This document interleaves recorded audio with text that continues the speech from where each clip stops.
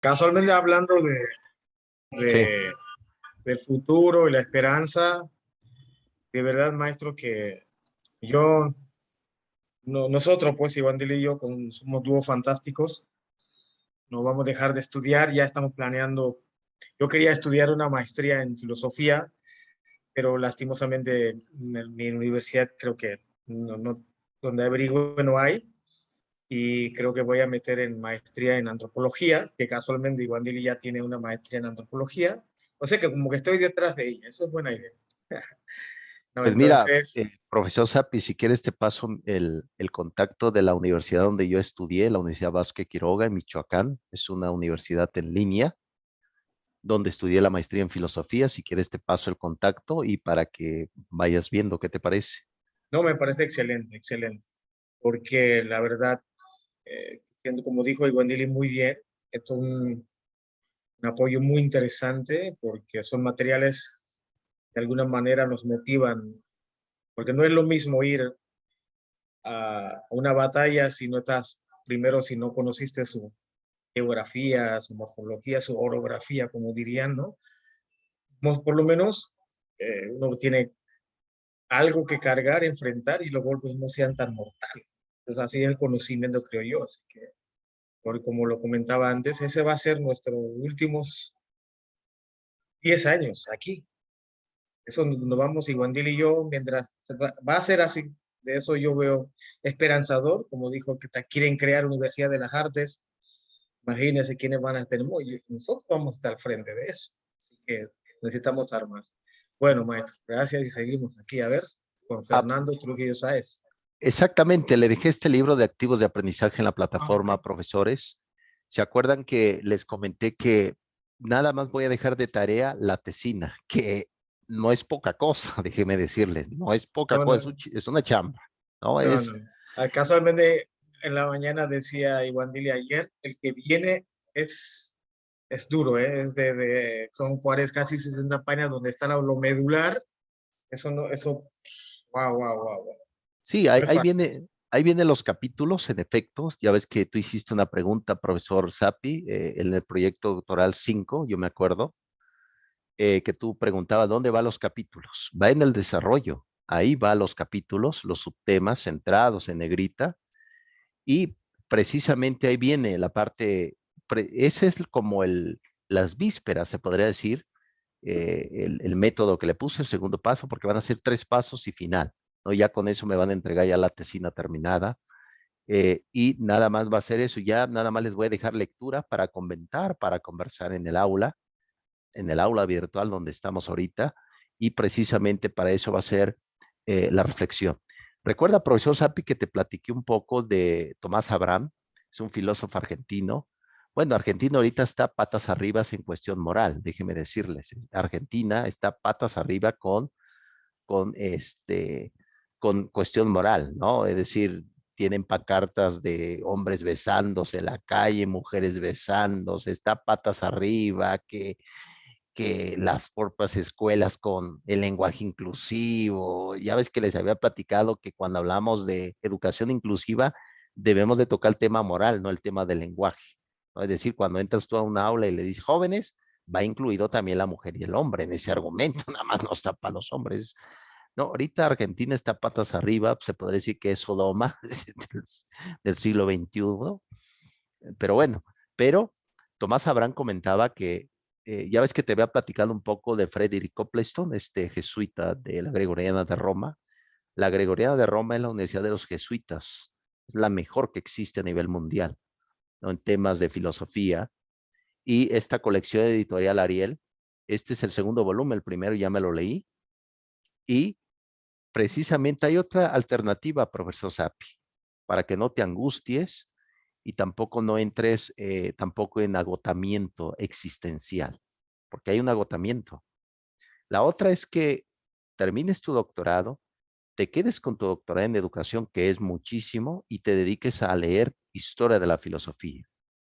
Y con eso te vas a convertir en un filósofo, porque ¿quién es aquel que se convierte en filósofo? El que lee filosofía, el que lee a los filósofos. Eso te convierte en filósofo, ¿no? En el caso tuyo serías un filósofo de la educación, ¿no? Es decir, enfocarse en ámbitos educativos, ¿no? ¿Qué decía Heráclito? ¿Qué decía Parménides? ¿Qué decían los sofistas? Hipias, Protágoras, ¿no? ¿Qué decía el propio Juan Pico de la Mirándula, el renacentista del siglo XVI? ¿Qué decía el propio, bueno, tal cual Calvino, pues no fue tal cual filósofo, pero qué decía Maquiavelo? Es decir, todo eso, ¿no? Si el fin justifica los medios o no. Entonces, eso es precisamente el estudio que se hace sobre este tema, que decía Nietzsche, ¿no? Federico Nietzsche, etcétera. Entonces, ve comprando tu libro de historia de la filosofía, profesor Sapi. Ya ves que te recomendé por ahí. Hay de un, bueno, yo creo que para iniciar temas de filosofía está el profesor Ramón Shirao, que se llama su libro así, Historia de la Filosofía de la UNAM. Es un libro no tan grande, pequeño. Yo creo es una introducción, pues, general de Ramón Shirao, Historia de la Filosofía. Está también otro existencialista italiano llamado Nicolás Abagnano. Su libro se llama Historia de la Filosofía. Es un libro didáctico, muy didáctico. De hecho, yo lo tengo por acá, el del propio Nicolás Abagnano.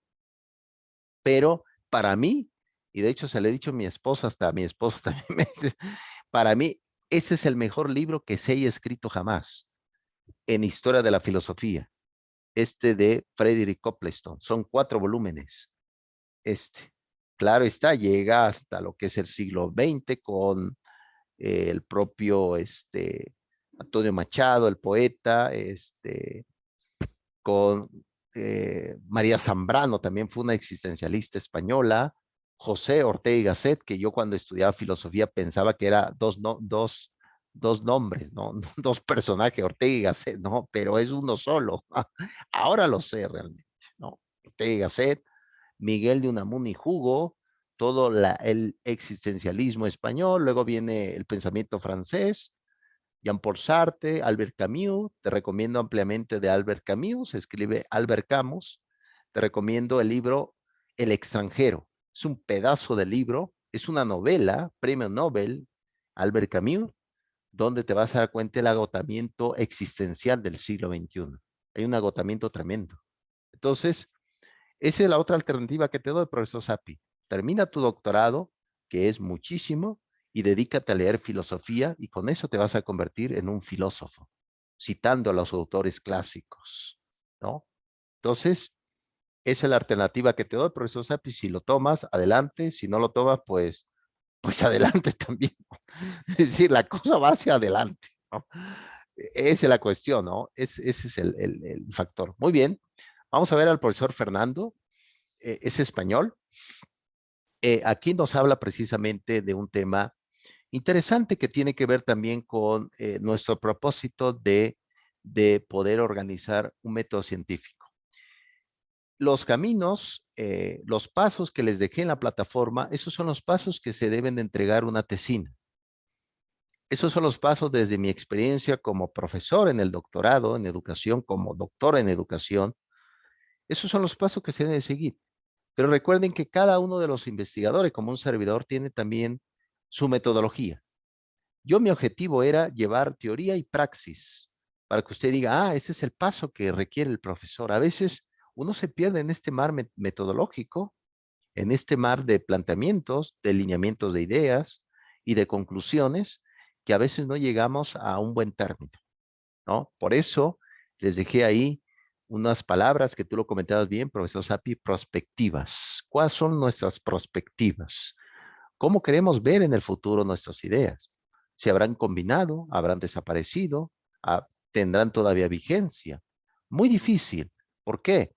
Porque vivimos una era de la liquidez, como decía Sigmund Bauman. ¿Qué es la liquidez? Las ideas que pensábamos antes ya no tienen vigencia ahora. Eso es la liquidez. Recuerden que precisamente las ideas educativas tenían permanencia. ¿Cuánto duraban? 15, 20 años. Ahora no. Ahora dura muy poco. Y como vimos en sociedades que no tienen respuestas, hagamos que se tenga respuestas a esos problemas que van existiendo. Hay pocas respuestas, vean. Y las personas que deberían de tomar decisiones por nosotros, como es un sistema gubernamental, política, etcétera, no lo están haciendo correctamente. Debemos de empezar a tomar nuestras propias decisiones como ciudadanos en un país. Pues bien, vamos a ver ya que nos dice el profesor Fernando y les iba a platicar un poco qué es el progresismo. El progresismo va de la mano con lo que se llama la ideología del género.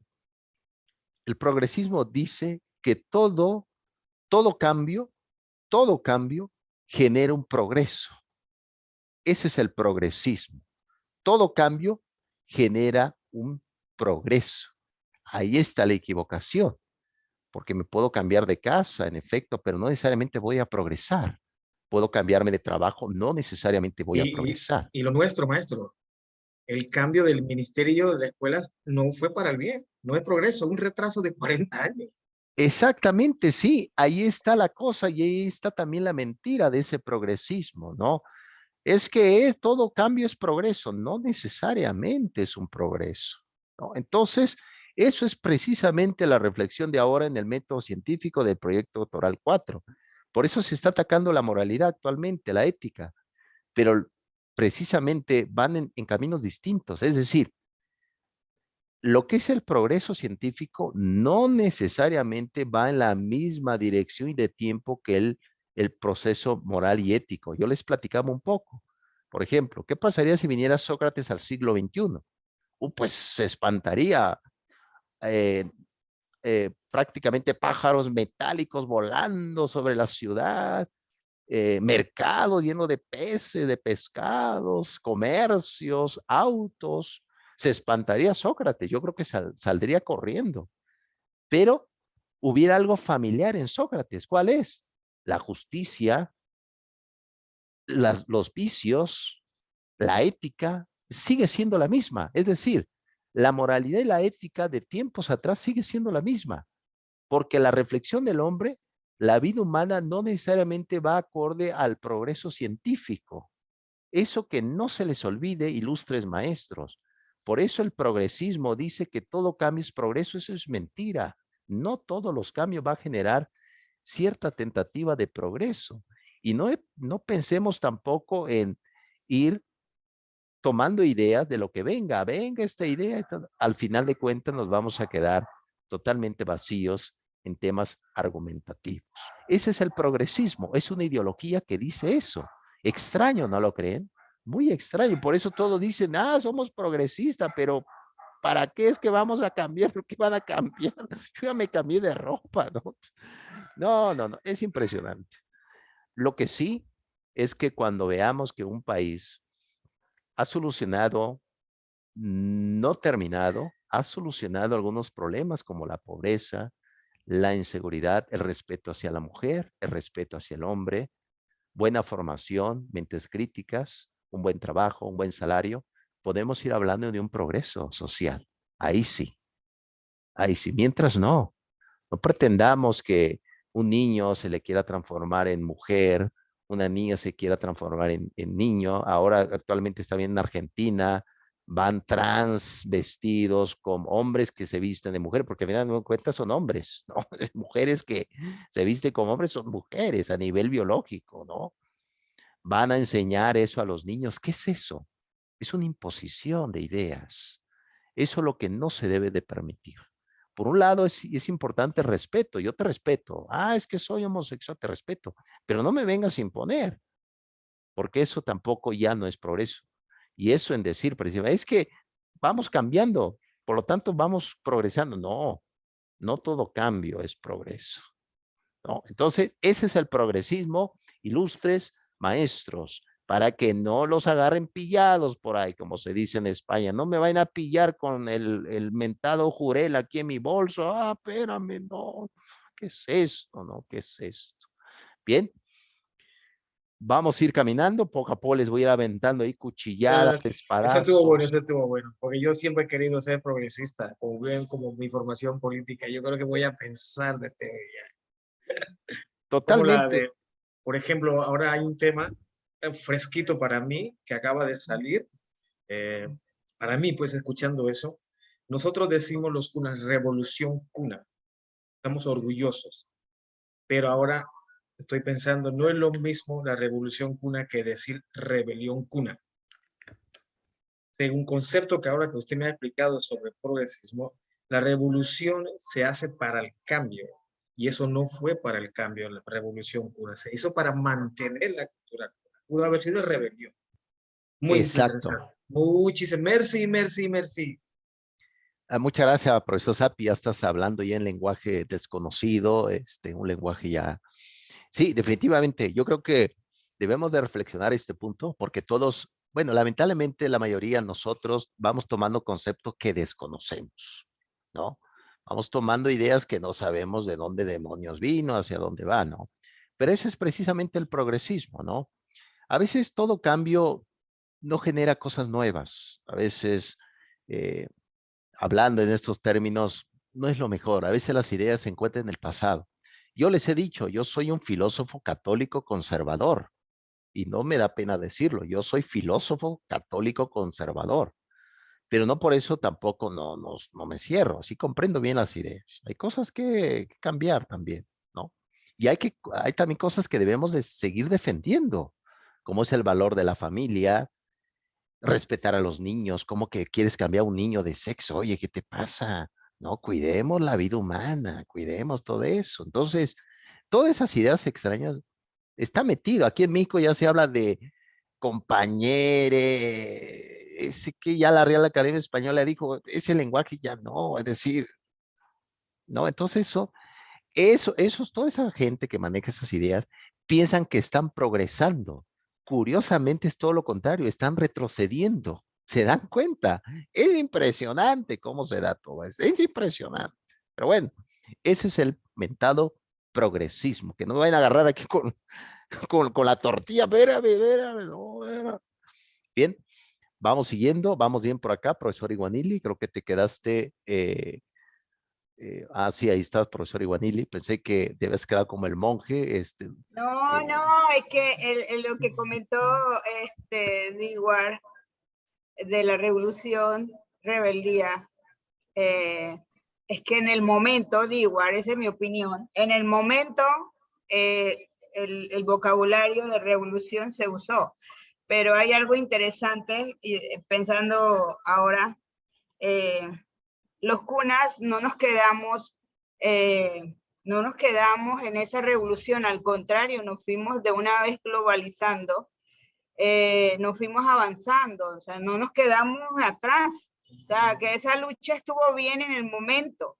Y luego los cunas, en verdad, hemos crecido muchísimo y el tiempo nos ha acompañado. Así que, Edward, este es un debate. Yo no estoy de acuerdo contigo en estos momentos. Siento que sí, los cunas hemos avanzado, pero en el momento los abuelos lo hicieron, o los colonialistas, en ese momento, cuando hubo la revolución, bueno, dijeron, los dules, porque ahí dice Tule, que está mal pronunciado en el libro de historia, dice Revolución Tule. Entonces hoy también hay una discusión de la palabra Dule, porque nosotros no hablamos así, Tule, ¿ya? Hablamos con mucho cariño, suave, Revolución Dule. Eso es un debate de WhatsApp. Interesante, profesor Iguanili. Yo creo que la reflexión del proyecto doctoral 4 sobre qué camino debemos de seguir para desvelar, para exponer la verdad. Sí, lo que sí debemos de reflexionar es que en su momento, toda idea, en su momento, toda idea fue innovadora. Siempre en su momento, toda idea fue una innovación. Ahorita la vemos, por ejemplo, hay ideas del siglo XX, siglo XIX, que ahorita la vemos, qué ideas antiguas, pues esa idea en su momento fue nueva, pero ya no lo es, ¿no? Entonces va pasando, que a lo mejor tiene razón, a lo mejor sí fue realmente en su momento una revolución, en su momento ahorita ya no, ¿no?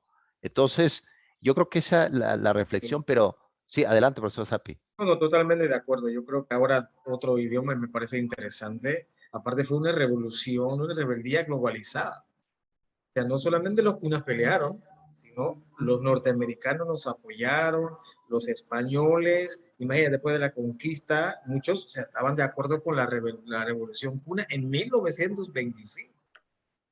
que fue una revolución global. Ya antes que inventara la globalización ya estaba. Muy bien, muy interesante. No, y sobre todo, los resultados, ¿qué es ahora en este siglo XXI para ustedes en su país? La libertad, ¿no? Ese es el resultado, la libertad. No son esclavos. También nosotros, por ejemplo, aquí en México, algo que a veces se nos olvida es que no somos nosotros ya vasallos de España, porque éramos la Nueva España, la corona de España, ¿no?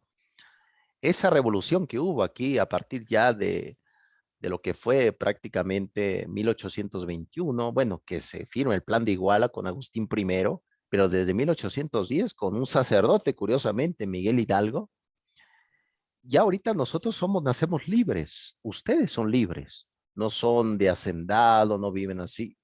Yo creo que la potencia que vivimos, la oportunidad de reflexionar sobre filosofía, sobre educación, sobre ciencia, nos da la condición de ser libre, porque si no fuéramos libres, yo ni conociera a los mentados filósofos, ni conociéramos precisamente el concepto de lo que ahorita les estamos viendo o describiendo, el estado precisamente de libertad, ¿no? Bien, vamos a ir viendo ya este profesor. Ahí está el texto, profesores, para que le peguen una leída, por favor, échenle una revisada, lo vamos a comentar. Bien, aquí uno de los grandes paradigmas del siglo XX, recuerden que son modelos los paradigmas, de hecho Thomas Kuhn por ahí le tiró duro a Karl Popper, Thomas Kuhn, porque Thomas Kuhn decía que cuando una teoría prácticamente llega, otra teoría llega y tumba a la anterior, decía Thomas Kuhn. Una teoría llega y como que hay pleito y la otra tumba a la anterior y se genera una revolución científica, decía Thomas Kuhn, ¿no? Pero bueno, ese es el tratado de Thomas Kuhn. No necesariamente una teoría debe de tirar a la otra, pueden convivir, ¿no? En armonía. Pero eso es precisamente lo que se trata en este tema. Bien, les voy a hablar rápidamente de un grupo que ya les había platicado anteriormente, llamado el Círculo de Viena. El fundador fue Moritz. Moritz fue el fundador del Círculo de Viena. De hecho, a Moritz lo mató un joven. De hecho, no sé si vieron esa triste noticia que mataron al ex ministro de Japón, que estaba Sí. yo viendo, si vieron la noticia, estaba yo viendo precisamente que cómo lo mataron fue algo como, hasta ahí hay novedad también, ¿no? El crimen también tiene novedad. Anteriormente mataban a espada ahí en Japón, a cuchillazos, ¿no? Pero lo mataron con una pistola, ¿no? Balazos ahí por la espalda, triste. Pues precisamente así le pasó al fundador del Círculo de Viena, Morris, un joven fanático del nacionalsocialista de Alemania que se convirtió en el nazismo. Mataron a Morris y el Círculo de Viena se disolvió. ¿Quiénes estaban ahí? Estaba Karl Popper, Wittgenstein, el propio Karnar, eh, etcétera. Estaba un grupo y se disolvieron. Unos se vinieron aquí a Estados Unidos. De ese círculo surgió lo que se va a llamar la Escuela de Frankfurt, etcétera, ¿no? Entonces, el Círculo de Viena dice, hay una tesis del Círculo de Viena y que quiero que quede aquí argumentado adecuadamente y también que lo reflexionen. Se llama la teoría crítica del Círculo de Viena, la teoría crítica. ¿Qué dice? Se pregunta el Círculo de Viena, ¿por qué la sociedad no vamos para lo mejor? ¿Por qué la sociedad ahorita no ha mejorado? ¿Por qué seguimos con esos vicios y por qué seguimos en una degeneración moral? Recuerden que la sociedad occidental, para ellos, para nosotros, lo mejor va a venir mañana. Pero me parece que no, vino una pandemia, vino una inflación, aquí en México está en 7 punto y tanto, histórico, ¿no? Viene guerras, Ucrania y Rusia, hablan de bombas nucleares que están moviendo bombas que van a destruir el planeta Tierra. La pregunta que dice el Círculo de Viena de la teoría crítica, ¿por qué no vamos hacia lo mejor? ¿Por qué no hemos mejorado? ¿Qué está pasando con el ser humano? ¿Por qué no hemos mejorado? ¿No? Eso es la teoría crítica del Círculo de Viena, precisamente preguntarse Y es a nivel país, es decir, cuando uno observa más inseguridad, cuando uno observa más pobreza, es claro que no hemos mejorado. ¿Por qué seguimos viviendo eso? ¿Qué está saliendo mal? Ese es lo que se llama teoría crítica del círculo de Viena. A nivel de institución educativa un poco más particular, ¿por qué hay muchos alumnos que no han egresado? ¿Por qué no terminaron su tesis? ¿Por qué no tienen su título profesional? ¿Por qué no hemos progresado en términos educativos? ¿No? Queremos progresar en términos educativos, pero ya sabemos que cambiar de nombre a una escuela no significa que progresemos, es que le llamamos el nombre a la escuela. Ahora, ¿cómo se va a llamar? Se va a llamar el lenguado, ¿no? Etcétera, el nombre de un pez, etcétera, ¿no? Eso es lo que dice precisamente el círculo de Viena. La profesora Iguanili creo que se está riendo. ¿Quieres comentar algo, profesor Sapi? Ah, no, de los ejemplos que pone usted, el lenguado. ¿Cómo se llama tu escuela? Se llama el lenguado, ¿no? No, impresionante, sí, es impresionante.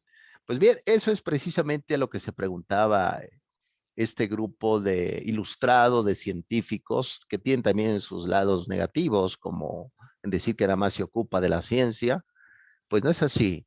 La mayoría de las experiencias sociales, humanas, explicativas y descriptivas, precisamente lo genera la sociedad. Es decir, ¿quién hace la ciencia? Los humanos. ¿Quién hace la filosofía? Seres humanos de la calle, ¿no? Como lo hacía en su momento Sócrates, que iba preguntándose en el ágora, en la plaza pública, ¿qué es el amor? ¿Qué es la justicia? ¿Qué es la educación? ¿Por qué vivimos así? ¿Por qué tú eres pobre? ¿Por qué tú eres rico? ¿Por qué tú eres profesional? ¿Por qué estás aquí? Todas esas preguntas ayudan a pensar a los sujetos. Cuando vayan, por ejemplo, o tú, profesor Sape, profesor Iguanili, vayas con un joven que diga o que esté desesperado o que haga algo que no le gusta y preguntarle, ¿por qué haces esto? ¿Por qué no lo cambias? ¿No? ¿Por qué no buscas algo mejor? Son preguntas que a lo mejor no tengan respuesta, que en efecto, la filosofía está hecha de preguntas, no de respuestas, para empezar. Pocas respuestas y muchas preguntas, profesor Sapi, como tu tesina. ¿No? Muchas preguntas totalmente. Y quiero terminar con esto, profesores ilustres.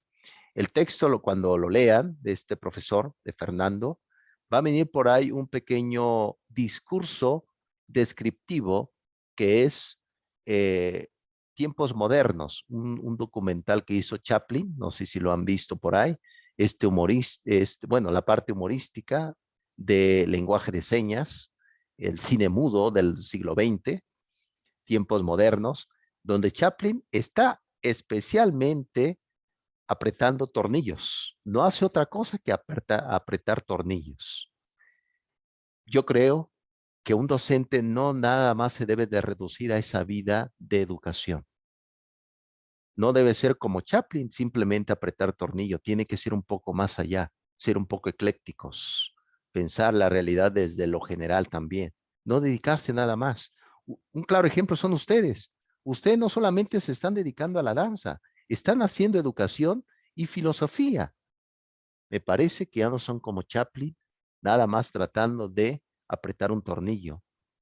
Yo creo que debemos de pensar muy bien qué debemos de hacer precisamente con nuestro tiempo y con la reflexión de este y de este tiempo, ¿no? Por aquí tengo un libro precisamente del propio Guy Lipovetsky, lo compré hace poco, se llama de la ligereza de Lipovetsky. Precisamente habla de eso, que nos falta un conocimiento robusto, una descripción tenaz y sobre todo una descripción clara de lo que queremos hacer. Recuerden, nadie puede vivir la vida por ustedes. Yo no puedo vivir la vida de Iguanili ni la vida de Sapi. ¿Qué significa esto? Que al final de cuentas las decisiones siempre son personales, al igual que el tema de aprender. Yo no puedo obligar a aprender por ustedes, ni a mí mismo. Todos somos, como dijo Ortega y Gasset, somos nosotros y nuestras circunstancias. Bien, ilustres doctorantes, les pido que vayan trabajando su tesina. Por ahí ya me enviaste trabajos, Iguanili. En la brevedad lo reviso, te envío mi mensaje de voz. Profesor Sapi, por ahí se comen un marlín, un lenguado así sancochado, como se dice aquí desde México, háganlo en honor de este viejo filósofo que vive aquí, que el único seguidor que tiene son 2 perritos callejeros, no, pero hágalo en mi honor, profesor, en mi honor, profesor Sapi. ¿Quiere cerrar con una idea, profesor Sapi, profesor Iguanili? Bueno, yo pienso que me quedé con más dudas para, para el futuro, por son más temas que surgen, ya así que son mientras concentrarme para terminar lo que estoy haciendo, la tesina, para luego quedarme desarrollando otras ideas y con ganas de seguir aprendiendo con filosofía, antropología aquí. Vamos a ver que todo lo que es que me sirva para engrosar, ¿no? Estaba viendo una lectura que conseguimos también, o sea, uno de los fundadores, grandes ideas de antropología, wow, era Descartes, al principio, ¿no? Que empezaron los primeros, imagínate, yo me quedé pensando en una ciencia que surge para investigar a los otros, no a uno, a una visión. Y usted acaba de decir algo interesante que voy a tratar de ir a conseguir también el libro Ligereza que del Lipovetsky, me parece, porque los cunas antes, y todavía hay algunos, muchos, no aprenden una sola especialidad. Por ejemplo, mi abuelo, que era para mi genio un sabio, sabía muchos IGAR. IGAR son como caminos, son como licenciaturas, especialidades. Entonces se conocían máximo 7, 8. ¡Wow! Ahorita me hizo pensar, revolver la idea de decir, wow, wow, wow, suena interesante, muy interesante. Totalmente, profesor Sapi. Vayan armando, ya tienen su biblioteca, vayan armándolo, bien ahí, y pues es la herencia precisamente, los libros, aunque no sean los libros los únicos fuentes de conocimiento. Nosotros somos todavía conservadores en ese tema, queremos los libros, de especial físicos, y pues a veces leer libro en PDF ya estás como búho, ¿no? Con ojos grandes y rojos a medianoche, ¿no? Tratando de leer un concepto en línea, difícil. Bien, muchas gracias por el día de hoy, profesor Sapi. Profesor Iguanili, otras palabras que te quieras despedir. Bueno, cada vez que estamos los sábados, maestro, con usted, mis ideas que tengo, que sueño, me hace fortalecer. Precisamente ayer yo decía a mis colegas en la escuela que la enseñanza de la danza cambió. Ahora que usted tocó puntos, que bueno, la enseñanza va cambiando también. Ya en ese momento, en la Edad Media, se enseñaba así, el maestro era así, asá. Hoy los maestros tenemos que estar conscientes que vamos para cambio de siglo, otro contexto, y está la tecnología, que no nos vamos a escapar de la tecnología. Entonces yo decía, hey, colega, hay que estudiar, hay que hacer maestría, hay que estudiar filosofía, hay que estudiar esto, porque no nos quedemos como el siglo pasado. Y el punto importante en estos momentos que yo estoy viviendo es la enseñanza es unido al amor, porque el cuento que estaba narrando ahorita, como era antes, ¿no? Y que todo uno piensa que va progresando, al contrario, uno recupera el pasado y el presente, y no hay preciso, o sea, no hay realmente unas reglas, normas que dice que tenemos que ser así. Es el contexto social que nos hace cambiar. También había escuchado que, bueno, hay un grupo de docentes, estaban pensando buscar la cultura de educación de Finlandia. Entonces yo decía, imagínate, si yo no vivo en un lugar frío, yo vengo de una isla, ¿cómo me vas a traer el modelo de Finlandia? Yo soy panameña, yo soy cuna, y ahí está la negrita, y está la chinita, y esto, o sea, nada que ver con el modelo finlandés. Entonces, eso fue en la última reunión que yo escuché, y yo de una vez dije, no puede ser, yo estoy en Panamá, ¿sí? Y también la enseñanza de la danza igual, o sea, yo tengo que hablar, yo doy clase de historia de la evolución de la danza, y hablo siempre del contexto pasado y presente y lo que viven hoy la juventud con la historia de la danza. Y me parecía, bueno, no estaba equivocada, me siento muy tranquila porque la teoría que usted nos da para ampliar un poco el conocimiento está acorde a la realidad mía hoy, puedo decir,